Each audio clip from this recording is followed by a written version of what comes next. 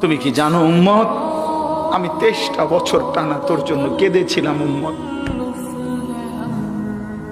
আমি এমন কাঁদা কাঁদছি রে উম্মত তোদের জন্য। এশার নামাজের পরে দাঁড়াইছি, ফজরের আজান পর্যন্ত আমি আমার মালিকের কাছে তোদের জন্য, উম্মতের জন্য চোখের পানি ফেলে কাঁদছিলাম। আমার এত চোখের পানি তোর দিল গলাইতে পারলো না। আমি তায়েফের পাথরের আঘাতে আমার পিঠটা চালনির মতো ছিদ্র ছিদ্র হয়ে গেছে রক্তে। আমি বুকে পেটে 2টা পাথর বাঁধছি ক্ষুধার কষ্টে। আমি উহুদের দান শহীদ করা রক্তে উহুদের ময়দানে পড়েছিলাম বেহুশ হয়ে।